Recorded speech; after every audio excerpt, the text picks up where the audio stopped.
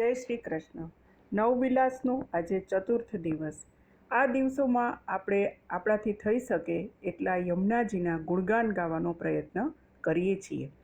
શ્રી ગોવિંદ સ્વામીએ શ્રી યમુનાજીનું એક સુંદર કીર્તન ગાયું છે. તેમાં શ્રી યમુનાજીના ગુણગાન કરવાથી વૈષ્ણવને શું ફાયદો થાય છે તે બતાવ્યું છે. શ્રી યમુનાજીના ગુણગાન કરવાથી પહેલો ફાયદો એ થાય છે કે જગતના નાથ એ જીવને આધીન બને છે. કે એનો આપણું જે 41 પદમાંનું જે પદ છે, શ્રી યમુના જસ જગત મેં જોઈ ગાવે, તાકે આધીન વહે રહત હે પ્રાણપતિ. કોઈને પણ આધીન બનાવવા માટે એક સ્નેહ છે, એ શક્તિ છે. અને શ્રી યમુનાજી ઠાકોરજીને પ્રેમથી પોતાને આધીન બનાવે છે. ગોવિંદ સ્વામી શ્રી યમુનાજીના સ્મરણ અને સેવનનો બીજો પણ ફાયદો બતાવ્યો. ગોવિંદ સ્વામીએ શું કહે છે કે નૈન અરુ બેન મેં રસજુ છાવે. હવે કહે છે કે શ્રી યમુનાજીનો ભક્ત એવો રસિક બની જાય છે કે તેની આંખોમાં જમનાજળ ઉભરાય છે. હવે શું કહે છે કે એ જે જળ છે એ જળ નથી, પણ એ રસ છે. ઠાકોરજી પ્રત્યે ઉભરાતો, શ્રી યમુનાજી પ્રત્યે વહેતો એ રસ છે, એવું શ્રી ગોવિંદ સ્વામી કહે છે.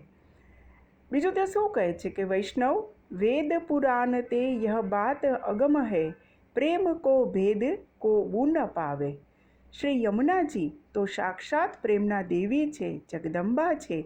તેમના રોમ રોમમાં પ્રેમ ભરેલો છે. આવા શ્રી યમુનાજી જ્યારે જગત તરફ વહે છે ત્યારે તે જનની બનીને વહે છે. અને જનની બનીને વહે છે ત્યારે એના સંતાનોની તે ખૂબ જ કાળજી લે છે. શ્રી યમુનાજી એવા જગદંબા છે કે જે આપણો હાથ પકડી અને આપણને પ્રભુ પાસે લઈ જાય છે.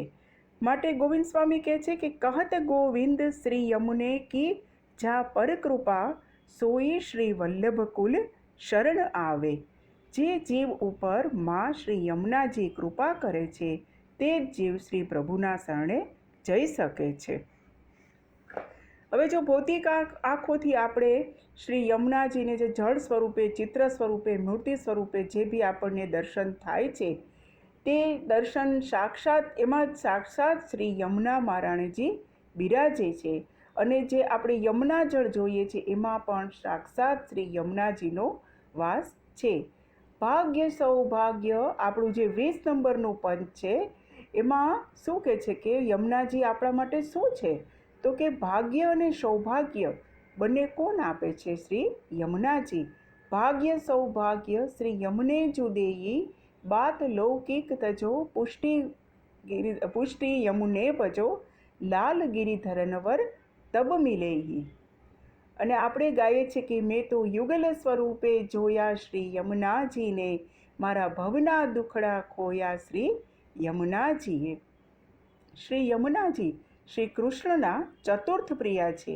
નમત કૃષ્ણ તુર્ય પ્રિયા.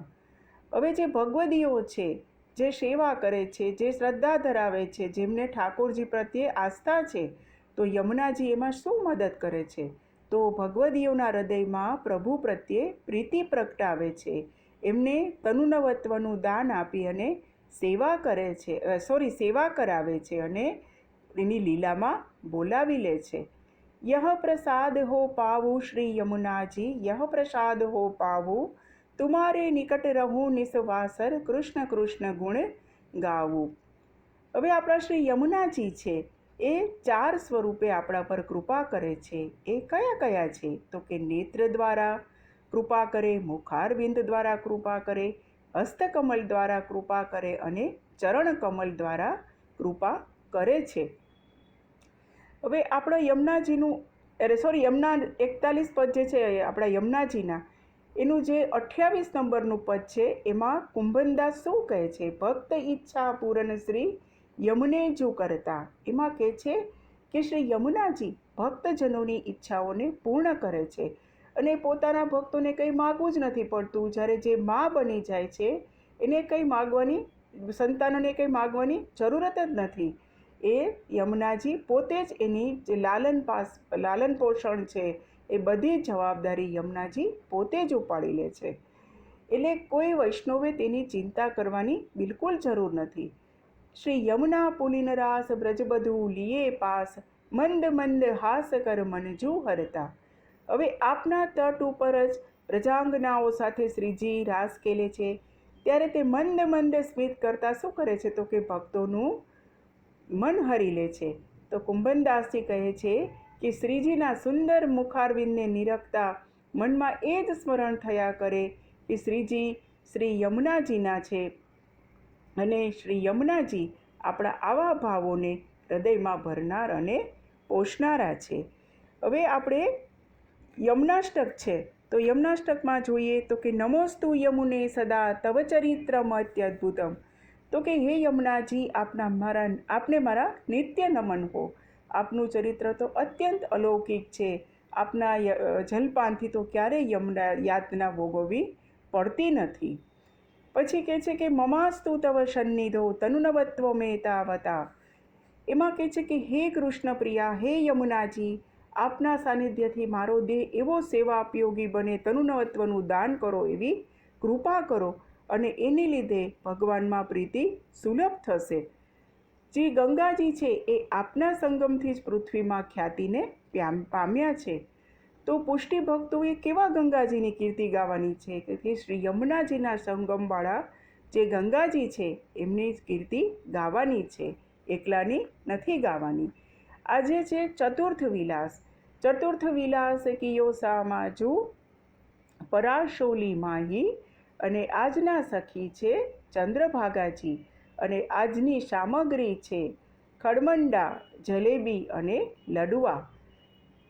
યમુનાજીના યથાશક્તિ જે ગુણગાન મારાથી બન્યા છે તે હું મારા ઠાકોરજીના ચરણ કમળોમાં સમર્પિત કરું છું. શ્યામ સુંદર શ્રી યમને મહારાણી કી જય. જય શ્રી કૃષ્ણ.